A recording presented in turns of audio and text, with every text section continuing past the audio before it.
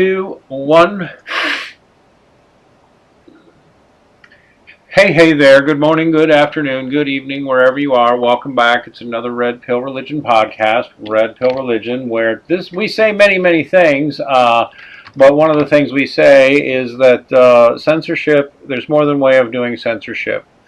And something I feel very strongly about is starting to send the message that Fahrenheit 451 was not an instruction manual, just like George Orwell's 1984 was not an instruction manual. I grew up reading Ray Bradbury, and he was pretty much quirky, but sort of lefty materialist in a whole lot of ways his whole life, but he was one of the most influential and important science fiction writers who ever lived. And he wrote one of the most stirringly great anti-censorship books ever written. If you were assigned this in high school, go back and read it as an adult, because it's so prescient. And as Ray Bradbury said, there is more than one way to burn a book, and the world is full of people running about with lit matches. And I've never, circa 2018, May 2018, seen it this bad. I never thought the United States, Canada, UK could get this way. Anyway, please do. We're gonna have a roundtable discussion with some seasoned experts on this, but please visit us on redpillreligion.com, where you will see that every day we have new content appearing on the site. If I can find where I put the browser tab for it, there we are, redpillreligion.com. Last night we were there talking about why you shouldn't teach your children anything about religion, so they can grow up stupid, ignorant, arrogant, uninformed, and nihilistic. It was a fun time we had talking about that with to argue with atheists who think otherwise. That's just typical of the kind of stuff that we do on redpillreligion.com. You will find we could use your spiritual and financial donations, so we do take Patreon, Bitcoin, Maker Support, and PayPal. Please find us on Gab AI at Red Pill Religion, on Maker Support at Red Pill Religion. Please find us on Patreon at Red Pill Religion.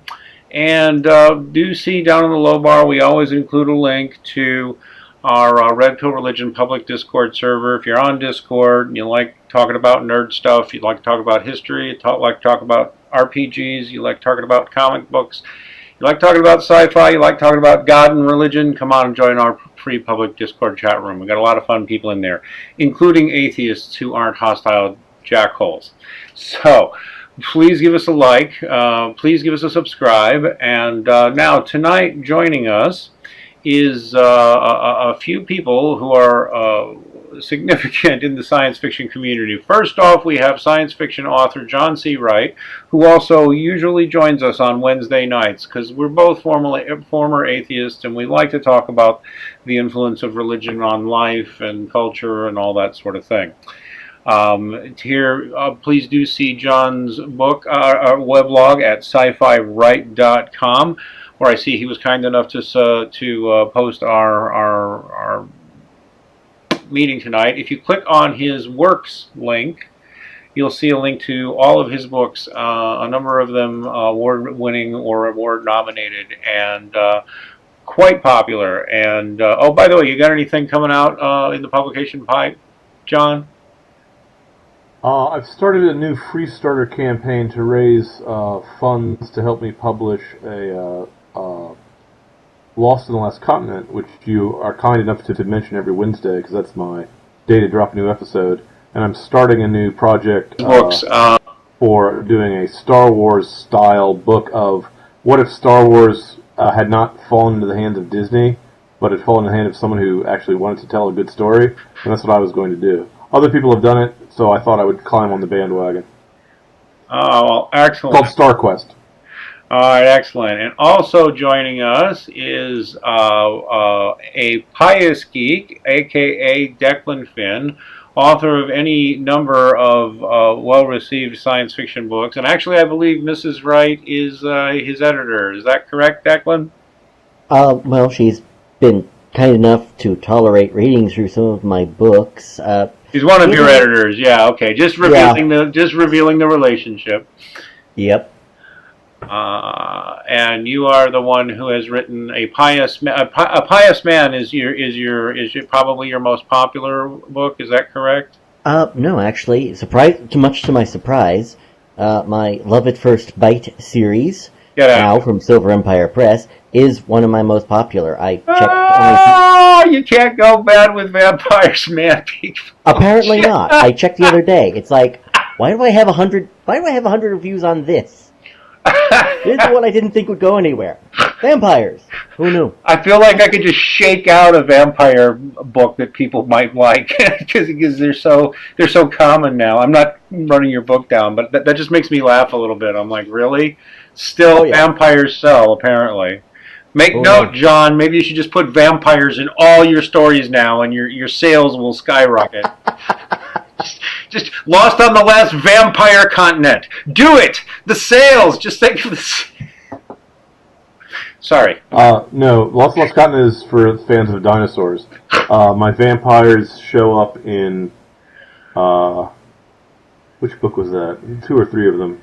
I'm being facetious, obviously, but... I can tell you later my theory as to why vampires are so popular. Oh, I do want to hear that. And what we're talking. I want you to finish the introductions first, though. I don't want to. Absolutely, fair enough. And so, finishing off, we have. He is associated as a blogger for Castalia House, an independent science fiction and fantasy publication house publisher. Thank you. You will also find him on Twitter at Daddy_Warpig.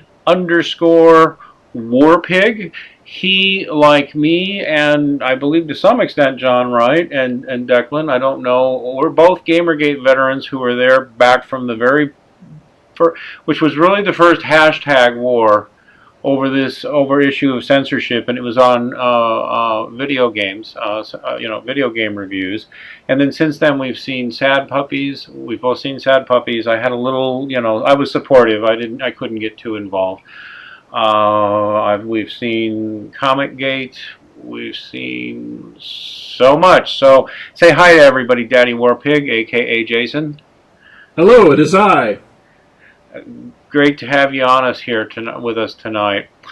So here's the thing. Back on, and I should bring the slide up for it. I had asked if he wanted to be here at first, but then we both wound up agreeing that it would be too many people at once on the stream. But we did have a stream just a few days ago with Micah Curtis, a video game, an old Gamergate hand actually, a video game and comic book nerd and reviewer and writer from way back. And we talked for about an hour on Comicgate. Let me see if I can find that. Well, I'll get it up. But in any case, now in recent news, we've seen, well, the latest thing I heard about was science fiction writer Larry Correia, who's been around forever and ever, to my memory, as a science fiction fan going back to the 70s. I'm so old. I'm just that old. I'm almost as ancient as John Wright. No, we're about the same age. And I actually hadn't really heard the story, nor have I found a source online that seems to put it all together. Do you guys know what happened with Larry Correia exactly? Okay, as fast as I can make this, because otherwise this will turn out to be half the show. Origins Game Convention advertised, here is our guest of honor. One of the photos, Larry Correia. Within the day, you had a whole bunch of left-wing schlubs on Facebook, led by the girlfriend of somebody Larry had fisked, i.e., did a line-by-line breakdown and made fun of his stupidity. Larry had fisked this idiot 4 years ago. His girlfriend led the campaign to get Larry taken off of Origins because he's fascist, racist, homophobic, pickin'-ist that the leftists like to throw around. They feared for their safety. Yeah, that too. And within 12 hours, I'm not even joking, I timed it, Larry was disinvited Actually, they posted on Facebook, Larry Correia is now uninvited from our convention. He had been removed from his guest of honor post, and that was that. Before they had even told Larry about it, the first thing Larry heard at all was that the Facebook notification went up that saying that he wasn't coming. And then he got the email uninviting him. Okay. And that was it. Okay, and the reason given is that he's a racist, sexist, homophobe, fascist, Nazi, may have once been a Republican or had a Republican thought or something, I imagine. Could even be a Christian, I suppose. I don't know about that, but... Mormon. Oh, Mormon. Well, that's just, okay. Oh, and I see if you look on his Amazon profile, it says he is a firearms instructor. Almost as sinister, an accountant. So really, what is to trust about the guy? I don't know. So they're afraid for their bodily safety because they feel threatened by an accountant. Now, I've looked in the statistics. The number of accountancy-related deaths occurring at science fiction or gaming conventions within the last 500 years, I believe, is 0.0. I don't believe any accountants at science fiction conventions have ever axe murdered anyone. Well, so I don't know, man. I don't know. You look at some of those Klingons. I'm sorry. I'm being facetious. I'll be better. Go ahead, John. I'm not sure if they reimbursed him for his travel expenses because he went ahead and bought tickets. Nope. And they didn't talk to him before saying, "Yes, we believe your accusers sight unseen, and you obviously will put people in physical danger if you come here. You'll walk into the room and their limbs will fly off their bodies, fly around the room, and club them to death by themselves just because of your awesomeness." I do have up here a link to the, and I won't show it in the low bar, I just upvoted if anybody wants to go look for it. Max and Micah Curtis on ComicGate, and we talked about several, at least one major comic book artist, something very, very, very much like this had recently happened in Ethan Van Sciver.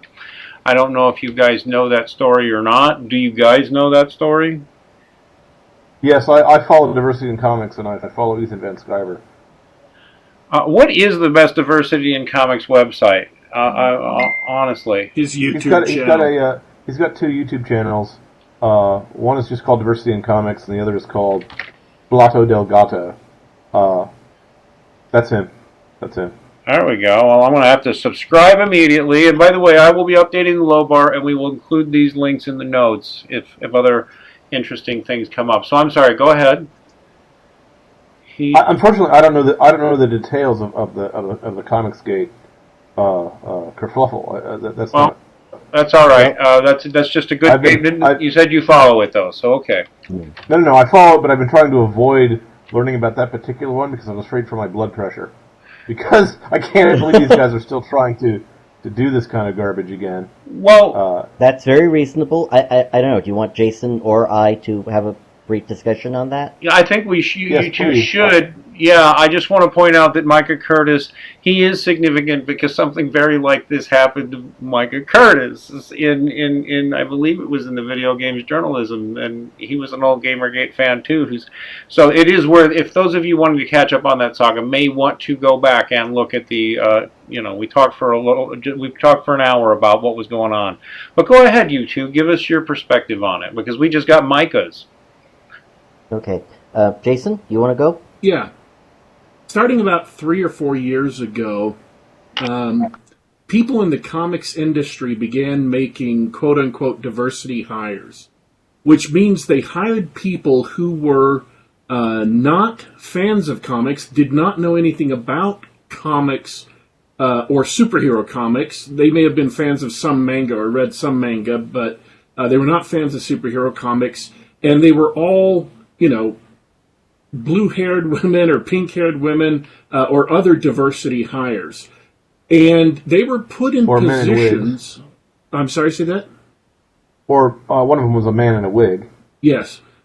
they were put in positions of authority, associate editors, vice editors, whatever, and especially at Marvel, the company's culture changed radically to completely embrace social justice, politics, and of course, all of the left or left-leaning people in the comics industry, are vulnerable to that kind of inducement. So what happened is 5 or 6 people who all have diversity immunity. That is, they are free from being criticized because they are people of color, or because they're gay, or because they're transgendered, or because they're a woman. And because of that, anyone who criticizes them is accused of being racist or sexist or homophobes, whatever. They have immunity from criticism and can do anything they like. And what they liked to do was get together in Facebook groups and in email and talk to each other about how evil and scummy certain right-wing people in the comics industry were. And then they would begin to badmouth these people. And this small group of people who are all failures, they have no successes, they have no sales, they are nobodies, but they have power that they can start a whisper campaign. Diversity in Comics calls it a Mean Girls campaign, for those of you who are familiar with the movie or familiar with the terminology, where they can gossip and lie about someone, and everyone else, the actual pros, the editor-in-chief, associate editors, and so on and so forth, would immediately shun the person. They would disavow them. And people who had 20-year careers were having their careers destroyed, literally kicked out of the comic book industry entirely overnight, because this group of angry, bitter, vengeful, social justice people decided to target them. And what began to happen with the combination of staff who were maybe not SJWs themselves, but who were vulnerable to being pushed on that because they were basically leftists, is especially at Marvel, they began making all of their comics left-wing. And this became most obvious in Marvel after their most recent Secret Wars event in 2015, where they replaced every single straight male character with someone who was gay, or a woman, or a person of color, or whatever. Captain America was replaced by the man who had been the Falcon. Wilson. Hulk died. He was actually killed off in, I believe, Civil War II, and was replaced by a Korean American who wears a faux hawk, wears their head, moosed up to kind of look like a mohawk. Spider-Man was replaced by Miles Morales, who had been an alternate universe Spider-Man. He was in the Ultimates Spider-Man. They brought him over into mainline Marvel Comics. Wolverine was replaced by his clone daughter, X-23. She became Wolverine. She got... We talked about this. Micah and I talked about this in great detail. Yeah. And I think we both did wind up... He's not done with the list. You haven't mentioned the Hawkeye, and the list goes on. Oh, I know. Every single major... Iron Man got turned into Iron Man Girl. Yep. But what happened... What caused Comicsgate is that about a year ago, a YouTuber who started the channel Diversity and Comics started. He loves comics. He's read comics his entire life. He knows he's an encyclopedia of comics. There are other people who know more, but I am not one of them. And he just started reviewing comics. And if he read a comic he didn't like, he tore it up and threw it across the room. And so he had a bit of theatricality to his reviews. And because of that, he started getting more and more and more viewers. Well, in particular, he got viewers from inside the comics industry. People who were leaning social justice in their writing just to get along and stay employed, and fans and so on and so forth. And there began to be repercussions from what he was doing. not huge repercussions, and this core group of 6 people has never been touched, and their power has never been diminished. But he started causing, quite a wave of controversy in the industry, and so because of that, they targeted him. They tried again and again and again to destroy him. They call him a racist, even though he's been involved with or married to a Jewish lady, a Muslim lady, and a Hispanic lady. He has a Hispanic son, a Muslim daughter, and a Jewish daughter. But they call him a racist. They call him a homophobe, whatever. And despite this, in over 1,000 videos, he typically makes 3 to 5 videos daily with different comics or Twitter drama.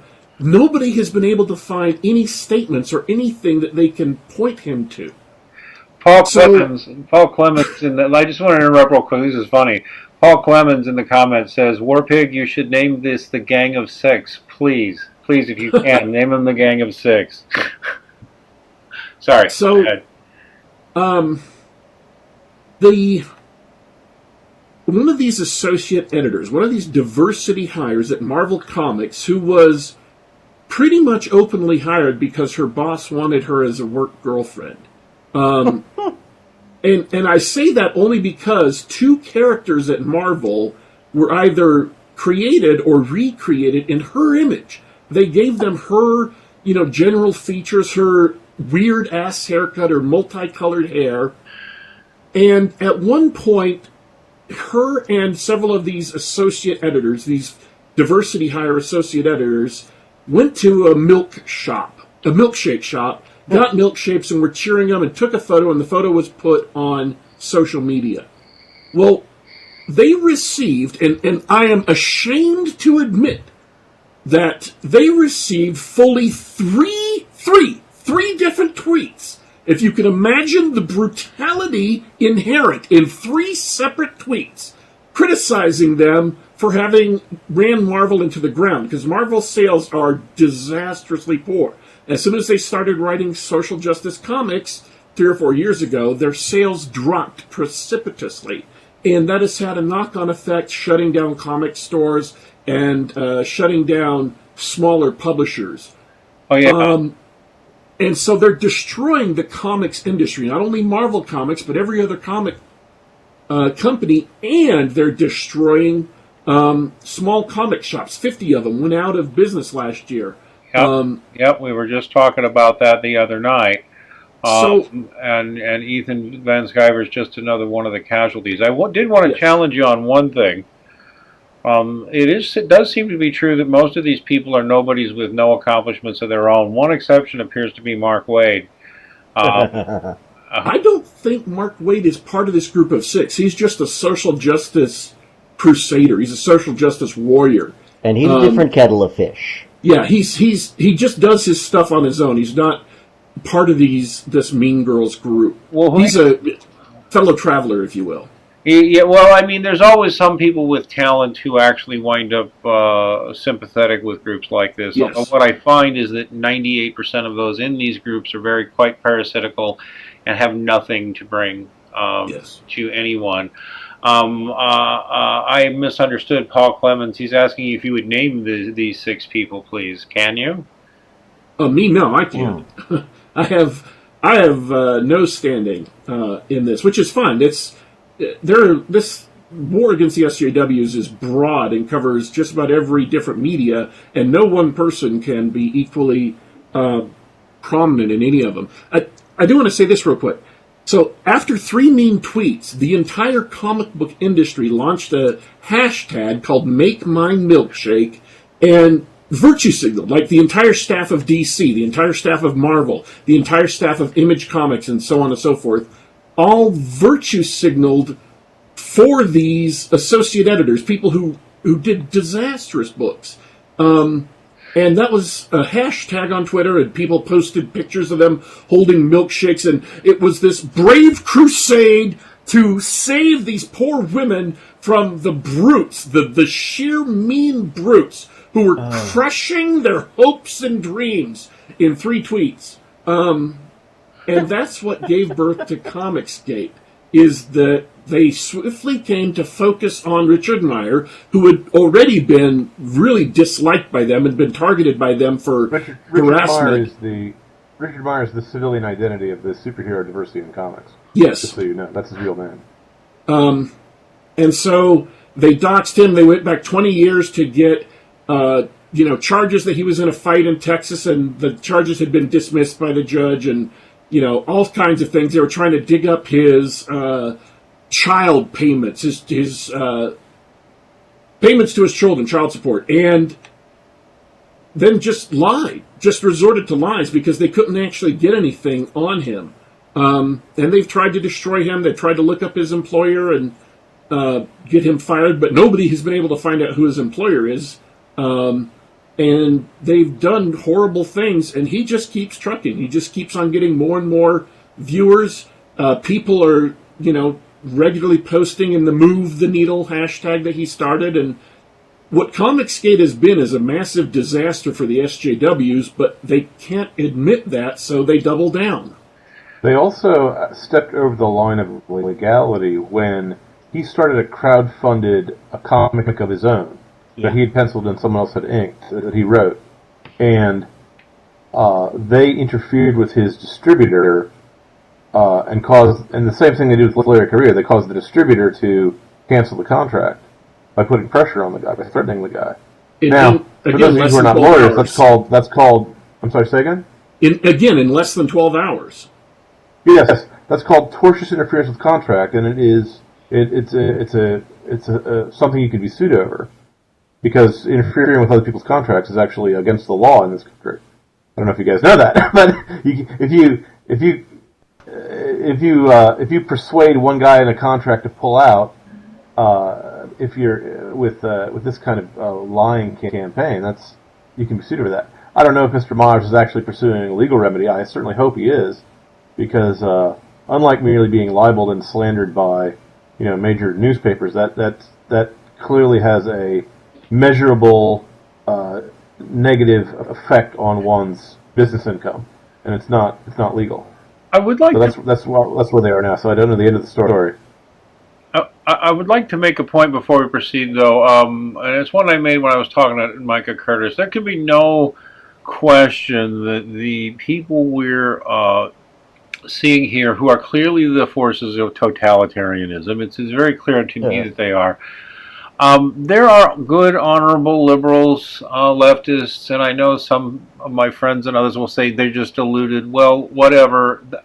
I do think it's important to realize that if this behavior were happening in a Nazi fascist regime, if this were happening in some sort of theocratic regime, if it were happening in some weird, dynastic cult god emperor regime, it would be the same effect. I mean, just because maybe your politics are a liberal, what I'm saying is there are honorable liberals, and there are so-called conservatives who've been bad guys over the time. So it is good to just remember that. Allow me to make the distinction. There may be perfectly honorable liberals, but there's no honorable liberal ideas. These people are possessed by this. Excuse me, I can't say liberal. That's the wrong term. By these leftist ideas. Leftists are not liberals. These social justice warriors have broken away from the mainstream of left-wing thought in America since about the year 2000, and have adopted wholesale this nihilistic, postmodern, cultural Marxist narrative that the world is divided into oppressors and oppressed groups.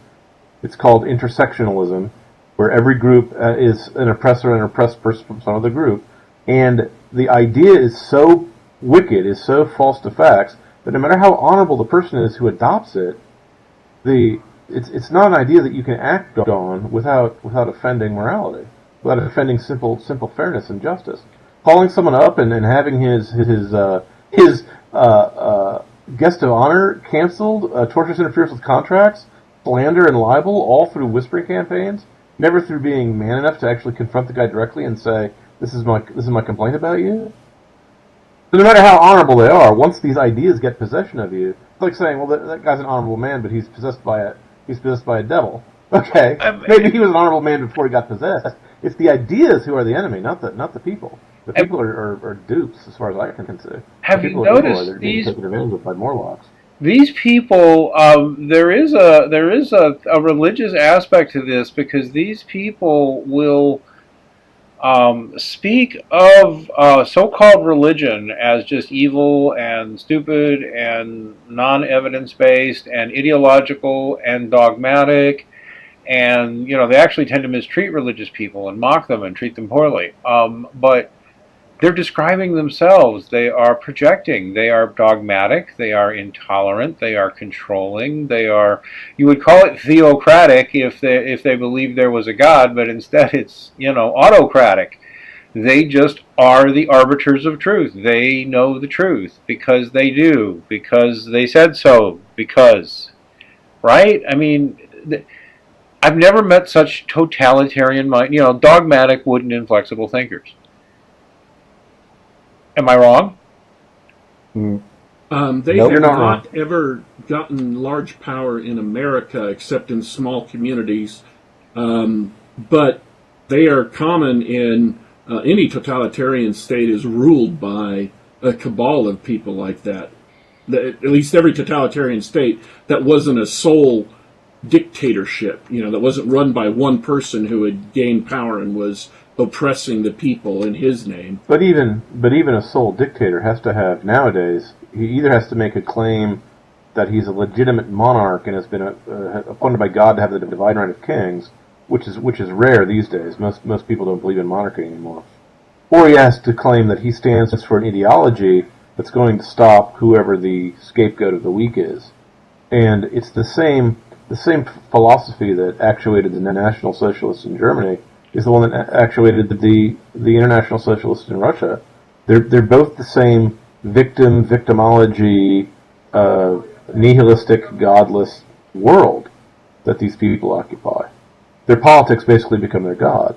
And so while some people say that the Nazis are on the right and the communists are on the left, as far as I'm concerned, they're twin brothers. I don't believe the horseshoe theory of the political spectrum. I think that the National Socialists and the Socialists are on the same side as the Socialists. I have come around to seeing it your way, John, for the most part. I really pretty much have. I don't. They have a difference in flavor. Huh? They have a difference in flavor, the same way Shiites and Sunnis or Roman Catholics and Eastern Orthodox have differences in flavor. But they're different factions of the same unity. Both technocratic, autocratic, believe in scientismic rationalism, are actually against a religion. Control. They look very much the same. I continue to suggest that godlessness is the biggest problem there. But in any case, one of the things I would say, and I actually suspect most of you won't push back on me, if we actually had diversity in comics, I truly believe you could tell a compelling tale of, polygender, mixed race. Yeah. If you really believe that message and really could tell a tale about that person or about what's the message? The message is don't be mean to people? Right. What's the message? You can tell that tale. When has any conservative or any libertarian ever said, oh, that guy's a sinner, but since I'm a Christian, I know I'm not a sinner? Because God made it so that the world's divided into two groups, and I'm a member of the blessed group. No Christian talks that way. Right. Conservatives, the reason why conservatives like limited government with separation of powers is we don't trust the sons of Adam to rule over us. That's what makes me a conservative, is I don't believe in the technocratic elite. I don't think the experts have any idea what they're talking about. Okay, but let me push at least towards this. I truly believe you could tell that interesting identitarian tale of communists overcoming oppression or whatever it is. Oh, you've overcome your life obstacles because you're a black Puerto Rican transgender, whatever it is you are. That you got one or two, maybe three stories out of that tops, and then you need something else to talk about because it's not that interesting in the end. Real diversity in comics, nobody would care. I mean, we've had gay characters and transgender characters and multiracial characters and black nationalist characters and lefty characters and righty characters going back to the beginning, when I started reading science fiction and reading comics in the 60s and 70s, we had all of this. So, I mean, all of that was available. Lefty, righty, whatever. It was all there. Well, our side doesn't care about the diversity of the character. We just want good stories. But these guys, if you see the plummeting sales at Marvel Comics, what they did with the superhero comic is they desanctified it, they denatured it, and they deconstructed it. They don't like heroics. They certainly don't like masculine heroics. They certainly don't like straight white male masculine heroics. Their whole diversity claim is bogus. It's if they were actually interested in treating everyone equally and judging every man by his merits, they'd be conservatives. Maybe, or at least more sane. I mean, maybe somebody more like a sane liberal, like. Or they'd be old school liberals. Now I got to say, old Peterson. school liberals, like a Jordan Peterson. The liberals from my youth, old school liberals. Jordan Peterson's a good example. Old school liberals actually believed in freedom of speech.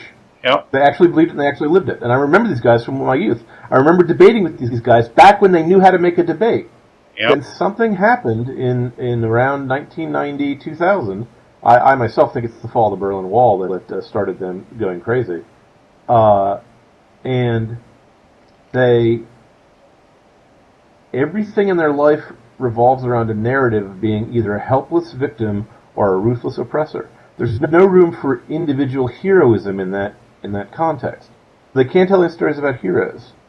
There's no room for seeing the future as different from the present day, because they see everything as an extension of current politics. So there's no room for science fiction stories in that worldview.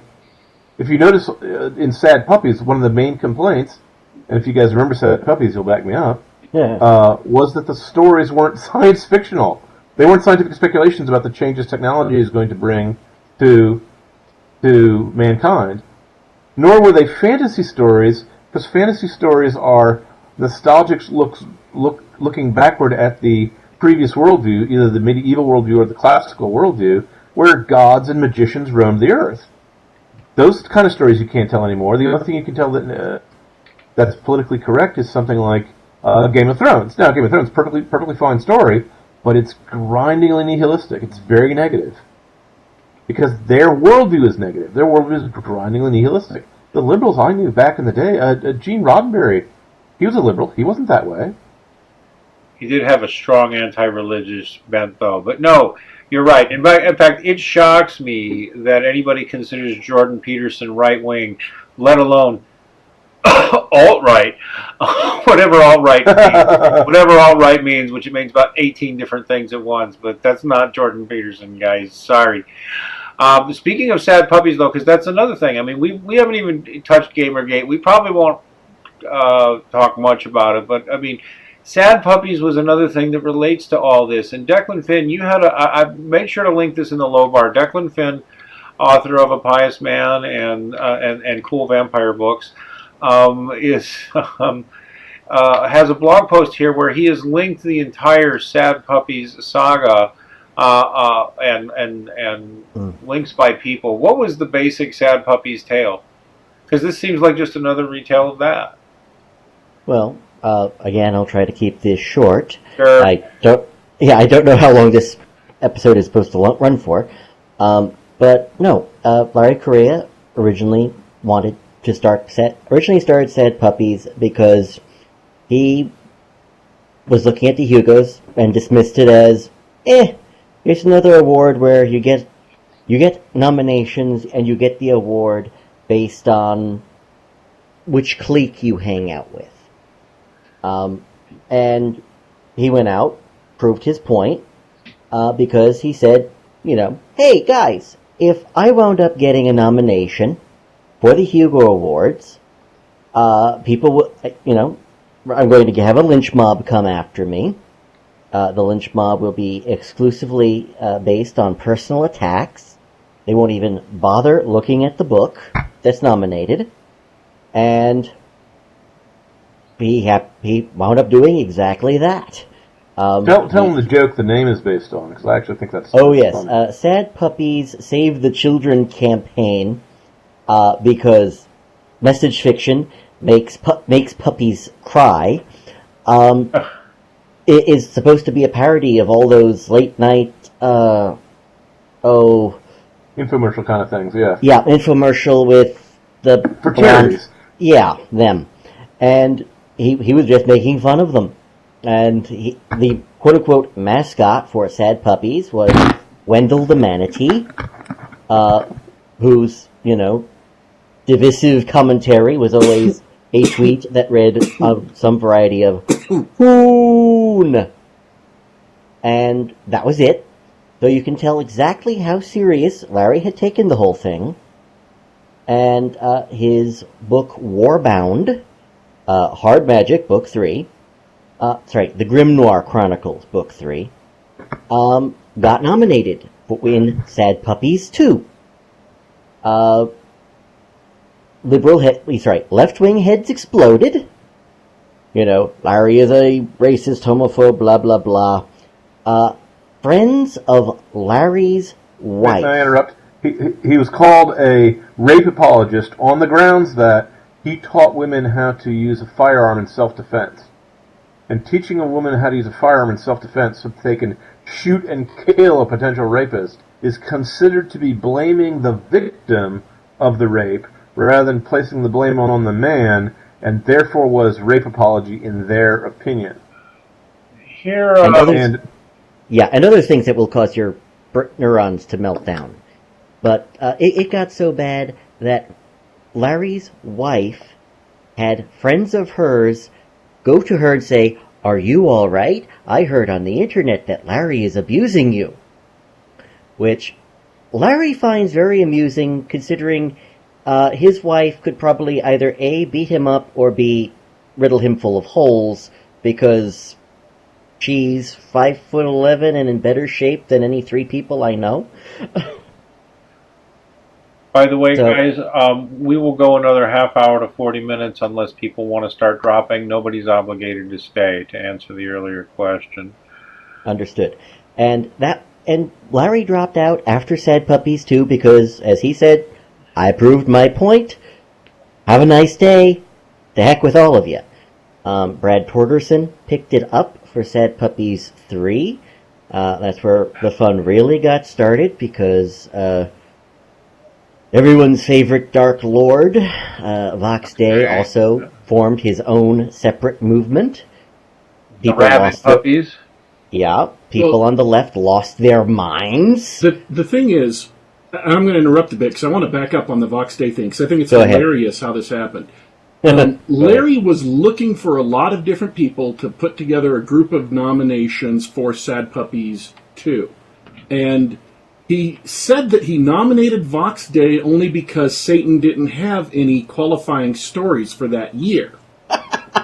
But he did nominate Vox Day, and Vox got a nomination. And immediately, all of the SJWs began accusing him of gaming the rules, of gaming the system, of playing the numbers. And that offended Vox because he said that if he had gamed the system, he would do a better job than to lose as badly as he had. He said it was an insult to his ability to game the system. That's why he got involved. Is they attacked him and drew him into this. And he is a skilled gamer. By the way, I want to do every time I mention Vox Day, somebody throws things at me, including conservative people. So let me just mention, I disagree with Vox Day on any number of things. I also consider him brilliant, and I have found him to be honest, if inflammatory. Since I myself am a quite inflammatory person, I have no call to be calling him out as inflammatory. I'm not a Vox Day acolyte. I'm not a Vox Day hater. He is simply a player in this game, and he has had some things to say that are, I believe, correct. Is that all fair? So, sure. I would say that's fair. Okay. So, in any case, he jumped in. I know that would be my read too. Well, let me also make a point about him jumping in, if I may. It's important to note that Vox Day would not join with Sad Puppies because he had a fundamental strategic difference of opinion with Brad Torgerson, Larry Correia, and me, and he said, "You cannot reform the Hugos. You have to burn it down. There is no way that any of these people will ever vote for something, no matter how good it is. They will never vote on the merits of the case. They will never vote for science fiction being good because it's good. They will only vote. They will only claim to be voting for diversity hire candidates, and they will vote for the members of their own clique." Even though we had on our sample ballot, on our suggested ballot, more people who were minorities than they did.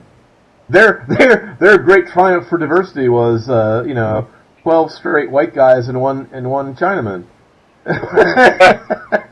And we had like a red Indian and a woman and a black guy, and I mean, we had everyone because we based it on whether the science fiction was good or not.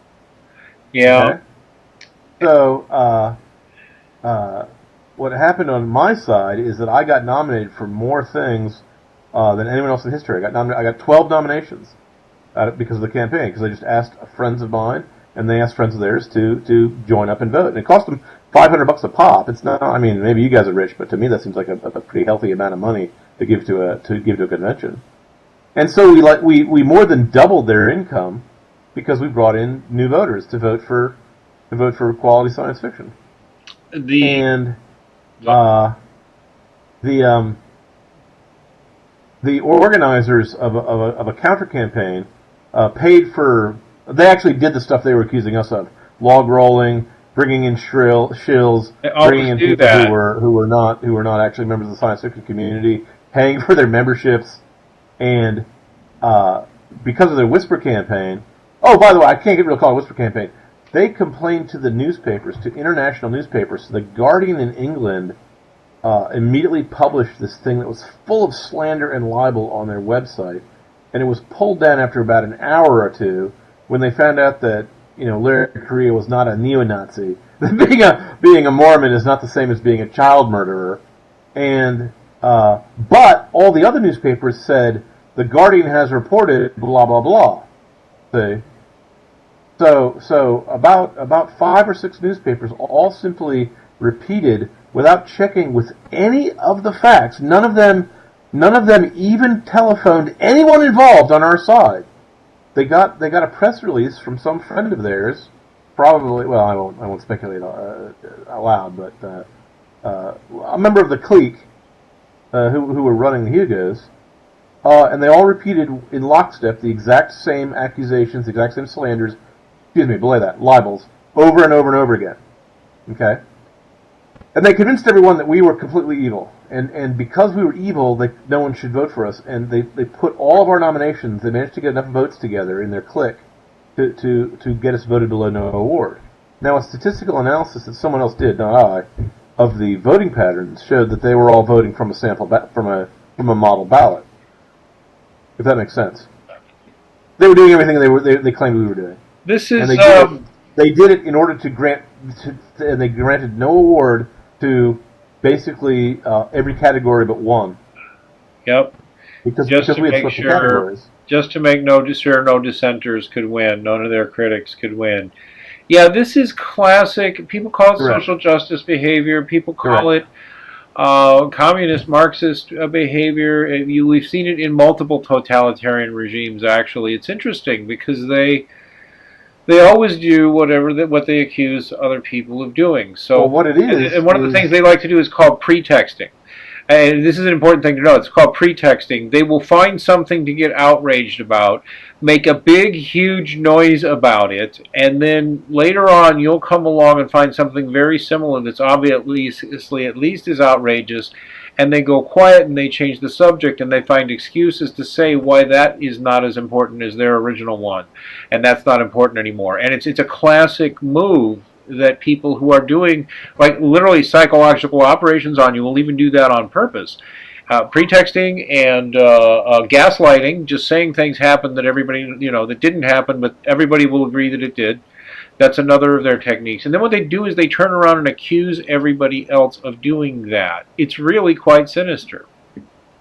It's also very unchivalrous because they're crybaby bullies. Whenever they have the upper hand, they will beat on the weak. They will attack people who can't fight back. And whenever they don't have the upper hand, they will throw themselves on the ground, hit themselves in the face, and accuse other people of beating them up when no one is laying a finger on them. It's the exact opposite of the way a gentleman is supposed to behave. He's supposed to be stoical in combat and gentle in court. It's uncivilized. It's the behavior of a barbarian. The barbarian is either at your throat or at your feet.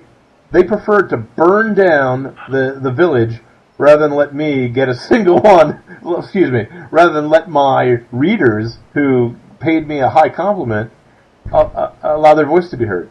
And see, what this amounts to is a form of censorship, because in the long run, the goal is to push dissenting voices, push ideas out of getting published at all.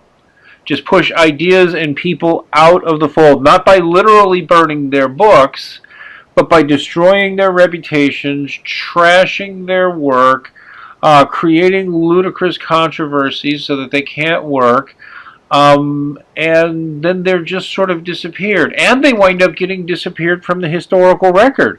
Like, I mean, I keep noticing that some of the great science fiction writers and artists of my youth are like, who were once universally hailed and loved, are now like disappearing. Do you guys remember the campaign against Ray Bradbury around the time he died, or just before he died? There was a whole bunch of articles on of people writing nasty stuff about Ray Bradbury, how he was a sexist pig and a harasser of women, and well, he's an old guy, so we just got to kind of put up with him. They were trashing that man's reputation just before he died and just after he died, and now you hardly ever hear his name. Everybody used to consider him one of the best who ever lived.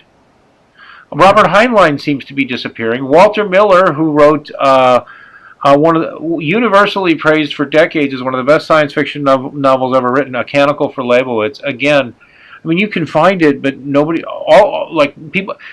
Orson Scott Card, do you remember 10 years ago or so, he made the mistake of just saying he was against gay marriage, and No, he didn't say that.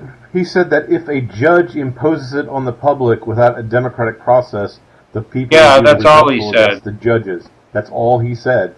Yep. Yeah. And then he said when the judges imposed it, well, the judges have imposed something against the democratic will, and that was enough to destroy his reputation. He was once one of the best received writers in the field. I remember his heyday, and you know, it seemed like every book he put out turned into gold for a little while there. Not forever, but you know, nobody gets a run like that forever, but still. And you know, he's a Mormon, and you know, theologically, I have huge disagreements with the guy, but he's a fabulous writer.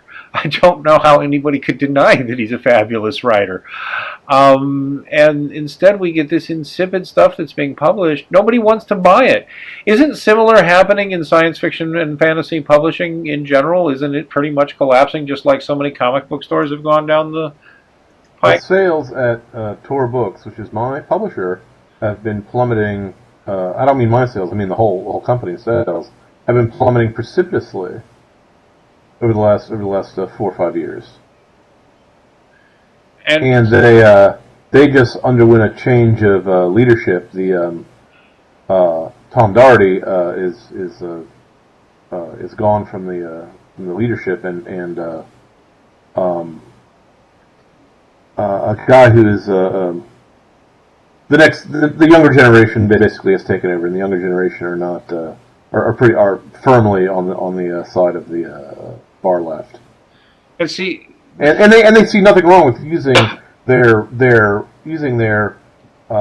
publishing house as an instrument of political propaganda rather than selling people good science fiction stories. And I hate to say that about my own publisher, but it's true. I've lost sales because there are fans of mine who will not buy things from Tor Books because Tor Books has so offended them from their political stance. Can you imagine running even a hamburger stand where you let your waiters mouth off about politics or religion in front of the buying public and offending half the people within earshot? Can you imagine doing that? It's astounding. And the thing is, you know that what we're seeing here is a microcosm of what happened to most of the news and much of Hollywood. I mean, that's what's so disturbing about it. And it's hard for me to believe it came in the way. Basically, it came in through the universities and through big corporations. This is my little rant that I like to point out to conservatives, because I've actually been saying it for years. Honorable lefty liberals were screaming for decades that allowing media consolidation was a huge red flag danger, and I do remember it wasn't just progressives, but it was also a certain subset of neocons and libertarians saying, no, don't worry, that's paranoid, don't be anti-corporation, that's just a free market. And so people on the right and among libertarians had a stake in this too. The people who were screaming, we should not allow this media consolidation. Now everybody can look, 6 big corporations control all the news media. A few corporations control the search engine results. They're all in cahoots with each other, and the same has happened in every area of publishing. It's all been incorporated into these, corporatist hands. I mean, that's the thing, too. This is something I talk about with Dr. Steve Turley sometimes. The globalists are corporatists, and they like market rhetoric. They just lie about it. They don't actually like free markets. They're globalists. Well, you said you changed your mind about one thing I had been claiming, and I have also, these last few years, changed my mind. I used to be a libertarian, and I used to say the same thing about that the free market will correct for, the consolidation of power under trusts and so on and so forth. And I no longer believe that. I've just seen it in the real world, and it's not because they don't care about the loss of money. the free market capitalist, the libertarian, assumes that they don't care, that the people who are losing money will go out of business eventually. But if they're supported from other sources, then they won't necessarily go out of business. If they consider it to be a religious crusade, they're willing to spend their lives, their honor, and their sacred and their fortune to serve the cause. And they may have completely, and they might also have completely different economic motives you don't know about. They might also have religious motives you don't know about. They may just be. I mean, there's so many. The assumption that people are rational and that they always work in their own rational self-interest if they're not deluded somehow is a delusional idea, I think. People will be bad. And they'll be bad on purpose. Speaking as a recovering libertarian, I don't think you need to believe that to be a libertarian. I just think you need to believe that if left unchecked, in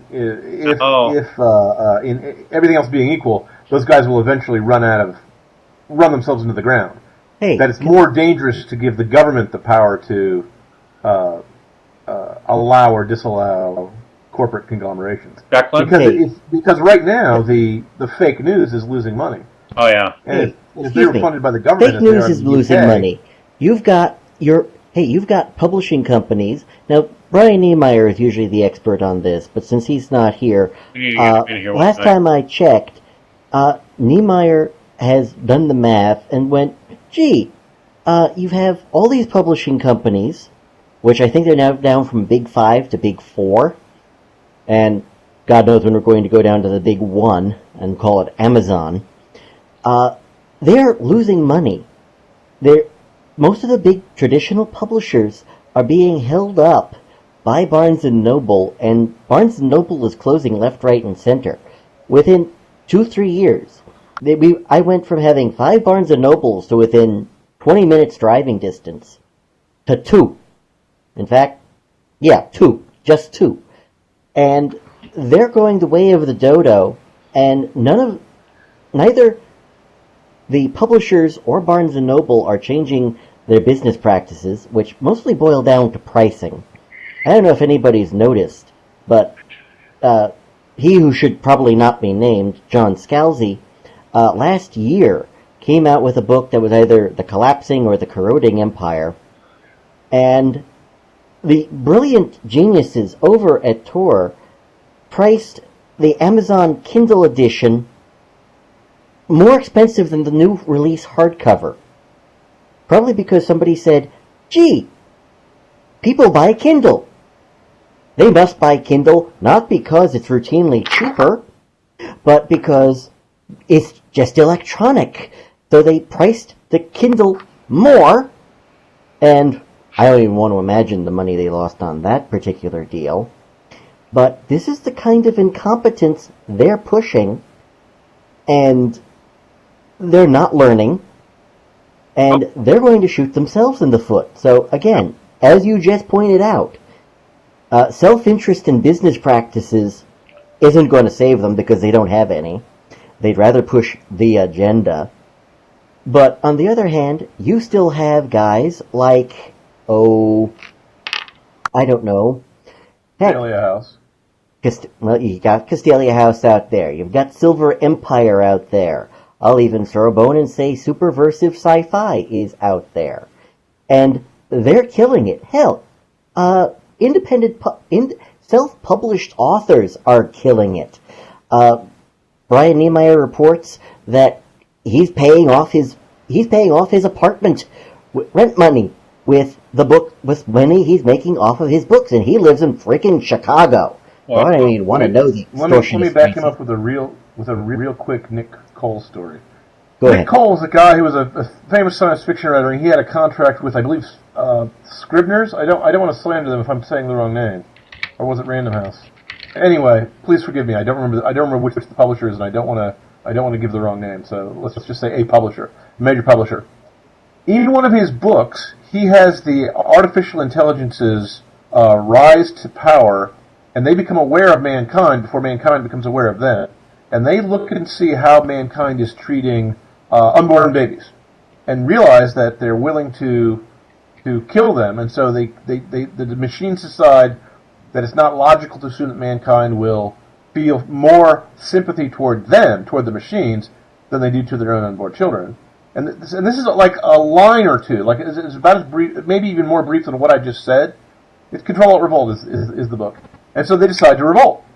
And then after that, it's a culturalized, action-packed fun, as it says on the tin. Which title was? Without consulting him and without asking him to remove the offending line, the publishers were so offended that he would have an evil character that's trying to destroy mankind have an opinion, whether right or wrong. The book doesn't say. The book doesn't say that the machines are right about their opinion about abortion. It just says they had that opinion.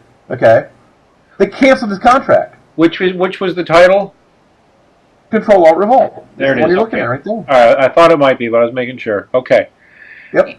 Okay, so basically he had to be punished for bad thought. Well, the punishment was so outrageous compared to the offense. I mean, this was a character in a book venturing an opinion in one line in a setup chapter to explain what the motivations of the AIs were, that they didn't trust mankind. Yeah, he was crushed. He thought his career was over because he didn't know about the computerized revolution. Yeah. And so I and several other writers, I wrote him a letter and said, buck up. I put a little notice on my blog. I tried to get him some good publicity, and so did a lot of other writers because we were really offended with this. And he managed to publish it independently. He went fully indie with this, and you can just buy it on Amazon. Okay, and he gets 75 or 100% of the ticket price. And he not only did he bounce back with that, but he's doing a Star Wars ripoff series that I am also reading, that I am so jealous of that I'm going to try to do the same thing myself, called Galaxy's Edge. The galaxy is a dumpster fire. It's the stormtroopers as if they were real, real foot sloggers, as if they were real infantrymen. And the thing is light, brilliant fun, and they try to kill his career, and he has come back hard, and he's come back strong, and he is making money hand over fist. Somebody in the comments, I'm sorry, somebody in the comments mentions, ever hear of people attacking MGTOW, incels, etc.? Yeah, I actually do know for a fact that while some of those people are crazy, those guys who are into that often get tarred just for saying something remotely sympathetic. I'm sorry, I didn't mean to interrupt, but... No, I was done. Yeah, I thought you were. This has been going... it's funny how... I didn't hear what the comment was. Attacking who?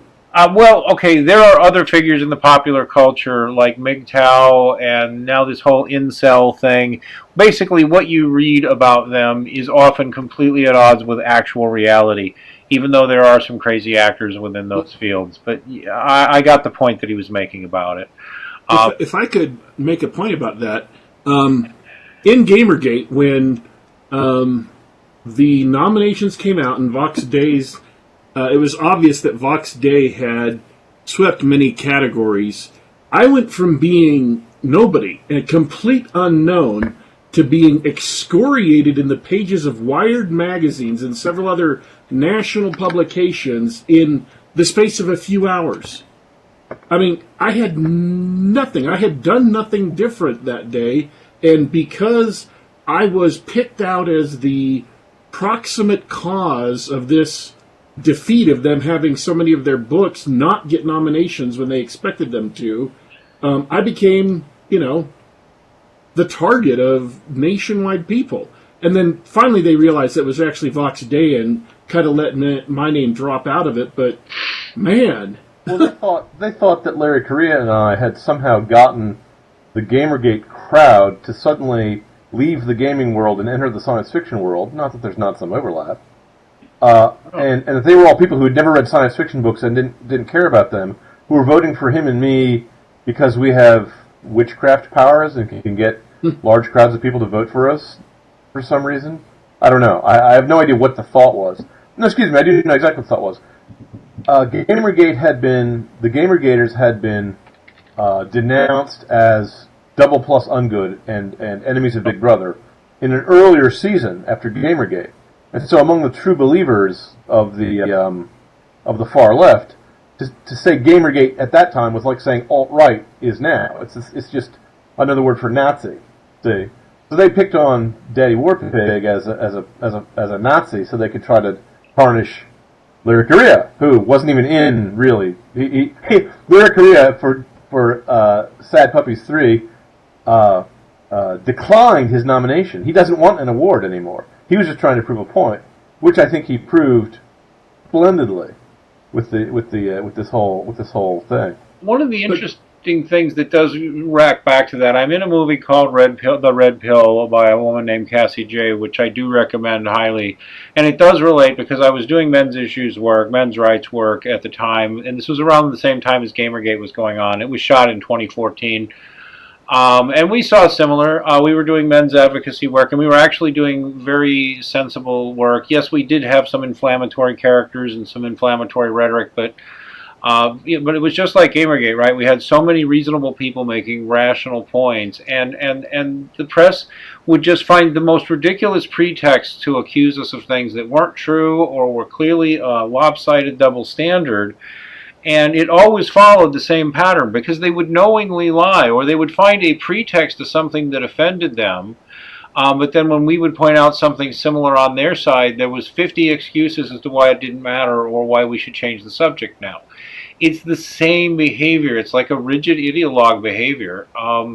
It looks very much like like I said, what they accuse like religious people of being dogmatic, zombified, indoctrinated, intolerant, unable to think for themselves. Man, these people are always describing themselves, and they just rule publishing now. My biggest question is, and maybe there's a good place to stop. But they don't rule indie publishing. And that's probably where we should start ending this, and maybe we should even come back another time, invite a couple of different folks too. What is the hopeful way? What is the way forward? Because I do think Vox Day is right when he says there's going to be no reforming these people. They will not change. They will always double down. They will burn down the building before they leave.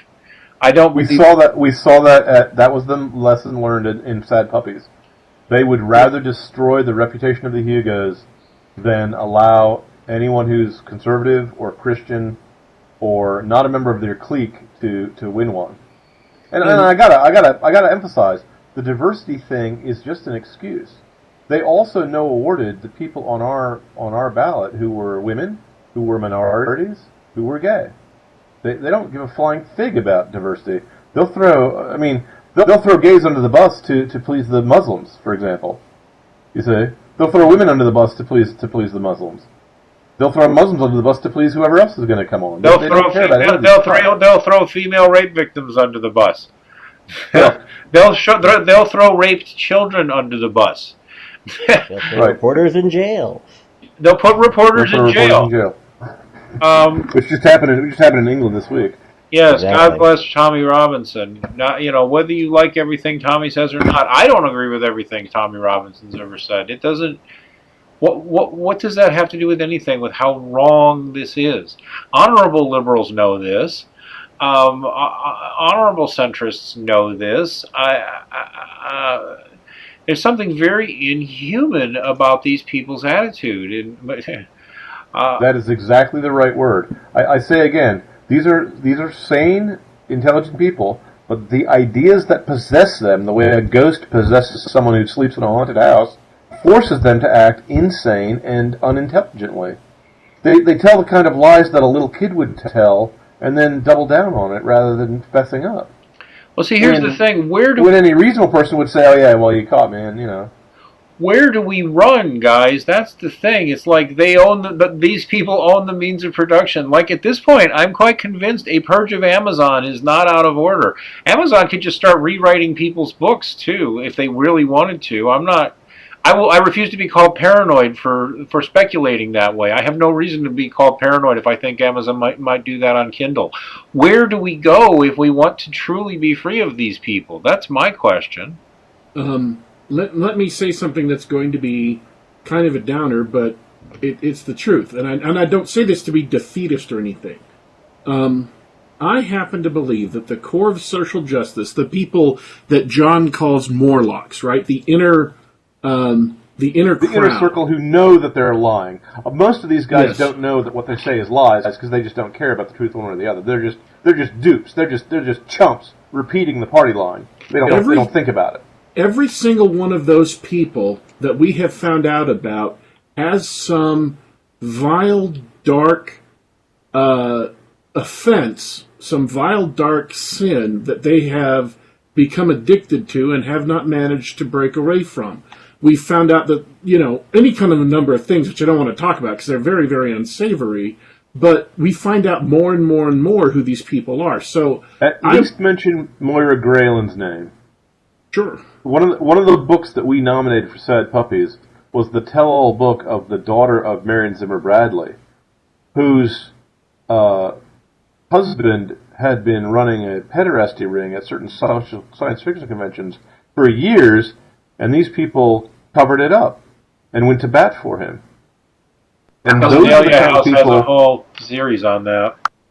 Those are the people that they side with because they have sins of their own to hide.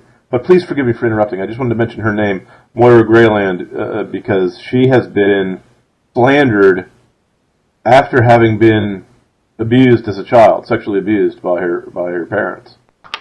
So she's got the most horrible life. I mean, these guys have never done anything to me. Okay, maybe other people have lost sales, but if I have, I'm not aware of it. And I don't care one way or the other. I'm not in this for the money. So go ahead. I'm sorry. We have a certain number of people who have become dictatorial as a side effect of needing to salve their conscience or needing to feel good about themselves because of their private behavior. They are, they engage in vile and ugly and destructive acts.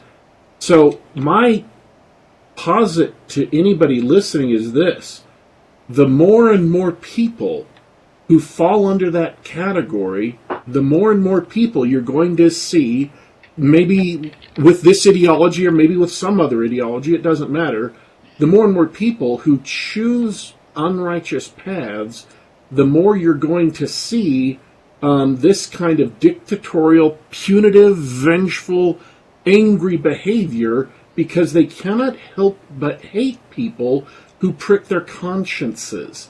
And so it is a depressing statement to make, but I don't mean it to be depressing. You are, in a society, at the mercy of your neighbors, at the mercy of your society. You're able to be free and happy because you are surrounded by moral people for whom liberty is an unqualified good. But as your society gets more and more corrupt, as your society falls more and more into this category of Morlocks, then your freedom is going to be taken away. And so if the question is, how do we guarantee that our society remains free? My answer is, you can't. Your neighbors, your politicians, people in the media, everyone in the culture as a whole together determines how free a society is. And the more corrupt your society becomes, the less free it becomes. If there is an exception in all of human history, I do not know what it is. And I guess all I can say is make your own life as good as you can. Live your own life as good as you can. Do good when you can. Influence people for the good where you can. Because sometimes people can pull themselves out of this. I know of one example of a hardcore SJW who reversed course and regained his sanity and has withstood much persecution because of it for several years now, but still seems to be holding on to rejecting this ideology. So it is possible, but there is not a plan. There is not an organized campaign that you can conceive of or join to bring morality to a population that deliberately, of their own choice, chooses to reject it. So I guess my response is do what good you can where you can.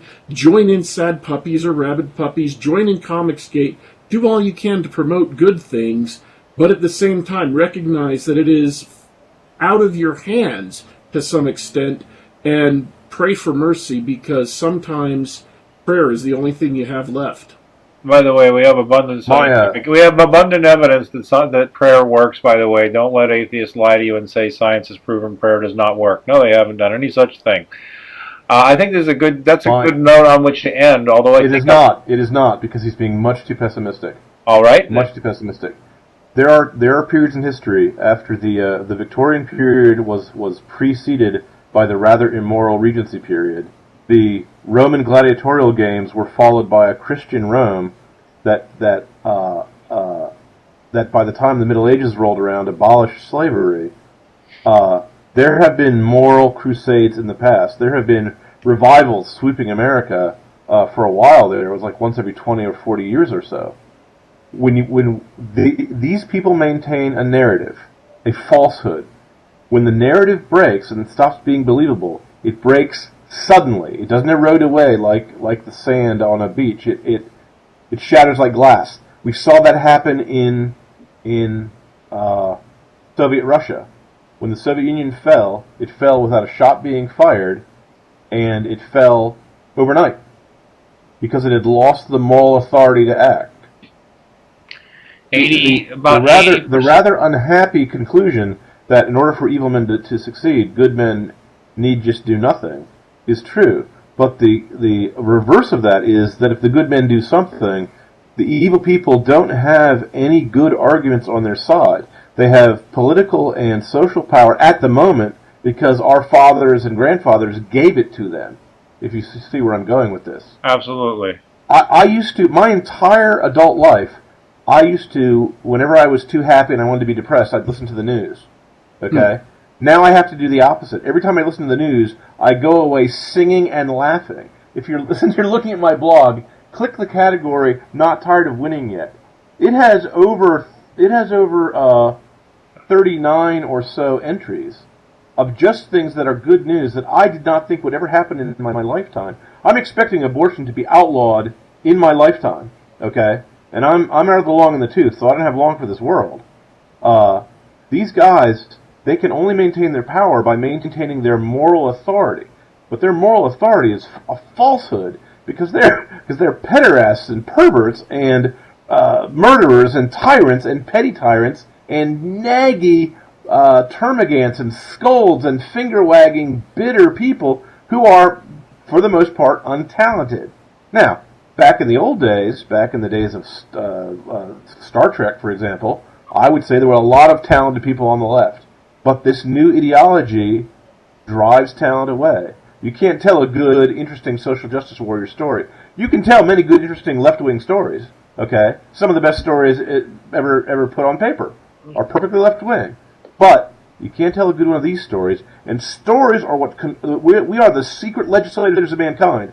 A story is what it fires the imagination, reminds you of heaven, and lets you hear the trumpets of Elfland. Lets you hear the songs of the angels.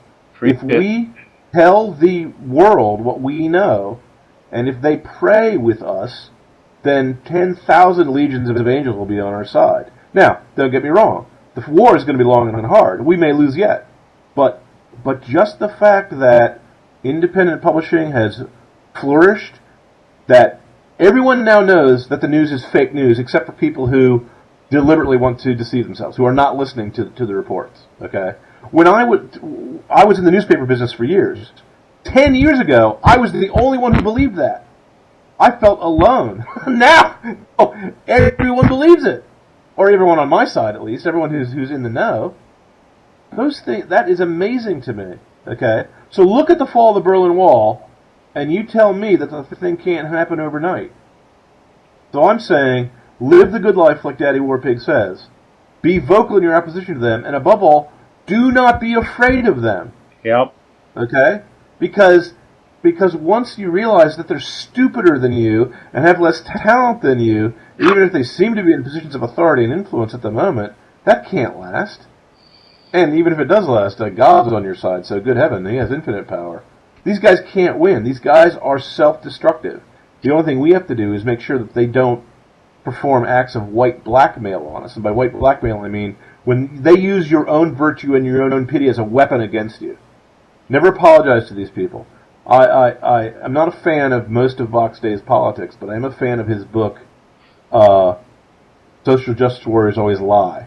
And he has a short entry in there about what to do to defend yourself from the kind of gossiping, whispering campaigns that is their main weapon. And you can do things to insulate yourself from their retaliations. It can be done. Not going to be easy. I don't think you can do it without faith. I don't think you can do it if you're motivated by a materialistic or worldly motive.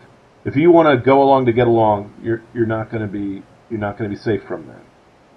If you're someone like me who just doesn't give a flying fig of what they do, then I mean they can't shut me up. I think I want to try and schedule another one of these. Amen. Thank you for that. That's right. Let's have that more positive outlook, because you are right. And rage. He's right too. Don't get me wrong. Daddy Warpig is also right. These guys have infinite power. We are behind enemy lines. The devil is running this world, and these guys are diabolical. They will not give up, and they cannot compromise because their conscience is on the line. Okay, so don't underestimate the size of the war. If they gave up, he's partly. I agree with him, but I also disagree with him respectfully as to what our prospects are, as to what our hopes are. Well, in order to give up, they'd have to give up their sins, and that is the one thing that they have not, as of yet, most of them, been able to do. I will say this: I will never counsel against hope, and if I am wrong in my pessimism, I will be happily wrong. I am going to give Declan here a last word, and then I'm also going to see if I can get Russell Newquist and Brian Niemeyer to come in and do another one of these, and maybe one of you guys too, and let's talk about strategies for bypassing these people, because I think that's also a good thing to do. But Declan, would you like to have a final word here before we close her up?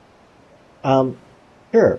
Under a heading of optimism, I'm optimistic mainly because I look at all of these lefty individuals, and they all seem to be going out of their mind. They do, don't they?